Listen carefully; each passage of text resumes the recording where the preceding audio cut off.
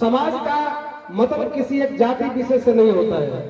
यदि बाबा साहब ने संविधान दिया तो उस संविधान में समाज के सभी वर्गों को जीने का अधिकार और जीने का तरीका अनुबंधित किया गया है। लेकिन तथा कथित जो समाज हमारा जो वर्ण व्यवस्था पर आधारित है, जो जाति व्यवस्था पर आधारित है, आज भी वह ज्यों का त्यों बना हुआ है। यह जो व्यवस्था की लड़ाई है, यह व्यवस्था की लड़ाई आजादी के बाद प्रारंभ नहीं की गई है, यह हजारों साल से प्रारंभ है। क्या व्यवस्था है? एक तरफ समानता पर आधारित व्यवस्था है और एक तरफ असमानता पर आधारित व्यवस्था है। जो असमानता पर आधारित जो व्यवस्था है उसी का नाम ब्राह्मणवाद है और उसी का नाम मनुवाद है। कहा गया है कि अंग्रेजी में कहा गया कि the essence of inequality is Brahmanism. ब्राह्मणवाद क्या है? तो असमानता। कैसी असमानता? कोई बहुत ऊंचा है तो कोई बहुत नीचा है, कोई ऊंचा है, कोई बड़ा है, कोई छोटा है, कोई बड़ा है, कोई पूंजीपति है, कोई गरीब है। तो ऐसी व्यवस्था हजारों साल से हमारे देश के व्यवस्थापकों ने बनाई, इसी का नाम ब्राह्मणवाद है। असमानता, चाहे वह आर्थिक असमानता हो, चाहे सामाजिक असमानता हो, चाहे व्यवहारिक असमानता हो। तो ये जो जातिवाद का जो जहर है, यही इस देश की मूल समस्या है। अब चाहे वह बहुजन समाज हो, चाहे स्वर्ण समाज हो, आज हमारे बहुजन समाज के लोग संविधान पर आधारित व्यवस्था के कारण ऊंचे ऊंचे पद पर भी गए हैं। मैं भी पद से शिक्षक हूं, मिडिल स्कूल में पढ़ाता हूं, लेकिन सामाजिक व्यवस्था में हमें जातीय दृष्टिकोण से देखा जाता है कि आज भी ग्रामीण क्षेत्रों में देखा गया। हमें बचपन की घटना याद है। एक हमारे गांव में ठाकुर मास्टर साहब आए तो बच्चे क्या कहते थे? नौवा गुरुजी, कहरा गुरुजी, चमरा गुरुजी, कोरिया गुरुजी, अहिरा गुरुजी। मतलब गुरुजी हैं लेकिन उनके पीछे जाति लगी है। जाति ऐसी व्यवस्था है जो कभी नहीं जाती है। जाति का जो स्पीड है वह मतलब जाति के स्पीड से हवाई जहाज फेल है। अगर कोई हमारे जिला में डीएम आ जाए, कोई थाना में दरोगा आ जाए, सबसे पहले लोग कुछ करते हैं, डीएम आ गए जी, तो हाँ, तो कौन जाता थी? तो जाति व्यवस्था है। हमको नहीं लगता है कि मेरे कभी जयबो करेगा। तब जाएगा जब समाजवाद, जब सभी वर्ग के लोग इस पर सोचेंगे कि समानता पर आधारित व्यवस्था हमारे देश में लागू हो। आज जो बौद्धिज्म है, ये हमारे चाहे बाबा साहब हुए, चाहे हमारे तथागत गौतम जी हुए, इन्होंने इसी सामाजिक व्यवस्था की कल्पना की कि समाज में गैर बराबरी मिटे।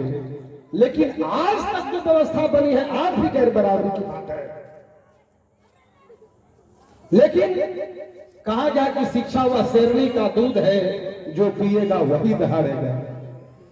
चाहे किसी जाति के लोग हो, यदि शिक्षा नहीं है तो कुछ नहीं है।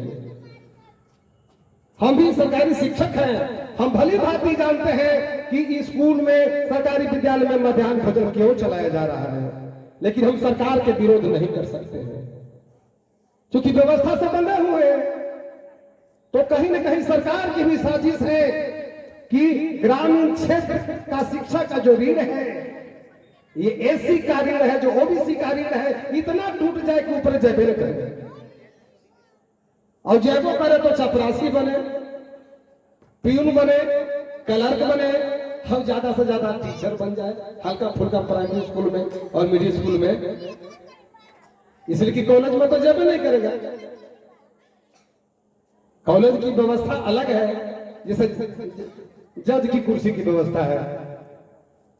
तो जब तक सामाजिक व्यवस्था चेंज नहीं होगी तब तक सामाजिक परिवर्तन संभव नहीं है। ऐसे जाति पर जो आधारित व्यवस्था है, हम लोग ये हमारे पूर्वजी बहुत चिल्लाते रहे बहुजन समाज, बहुजन समाज, बहुजन समाज, एक हो जाओ। ये कैसे होगा भाई? एक तो हो नहीं रहे लोग, क्योंकि ये 6743 जातियों का जो कड़ी बनाया हुआ है, ये ऐसा चरमंजिला मकान है जो इसमें सीढ़ी नहीं है। एक हम दूसरे से ही नफरत करने में लगे हुए हैं। जादव भाई सोचते हैं कि हम कोई से श्रेष्ठ है, कोई सोचते हैं कि हम जादव से श्रेष्ठ है, चमार सोचते हैं कि हम पासवान से श्रेष्ठ है, पासवान सोचते हैं कि हम चमार से श्रेष्ठ है। तो सब कोई खुश है, सब जाति के लोग खुश हैं। क्यों? चमार भी खुश है। क्यों? कि हमसे नीचे तो डमुआ मुसरवा ही ना। तो ये जाति व्यवस्था है, सब जिस सीढ़ी पर है, जाति के जिस सीढ़ी पर है, लोग खुश हैं कि हमसे तो पंडित जी बड़ा है, बाबू साहब बड़ा है, क्षत्रिय बड़ा है, लेकिन हमसे भी तो नीचे डोम है।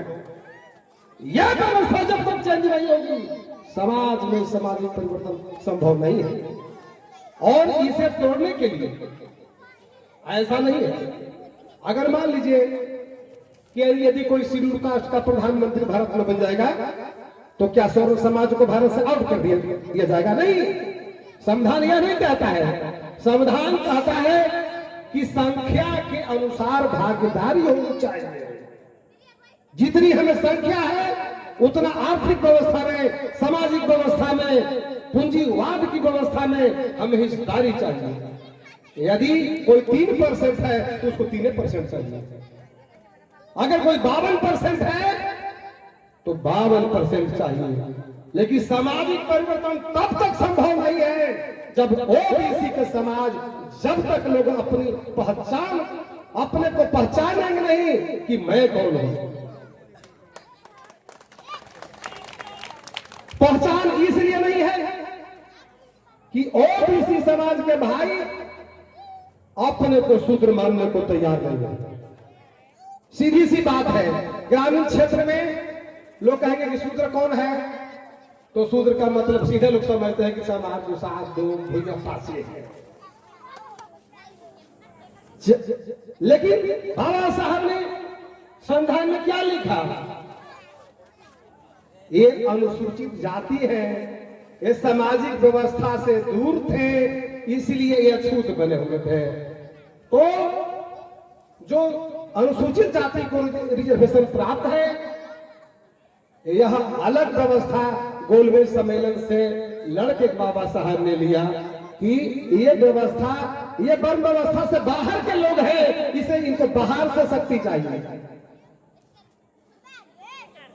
तो वर्ण व्यवस्था में ब्राह्मण, क्षत्रिय, वैश्य, शूद्र, यही व्यवस्था हजारों साल से बनी हुई है।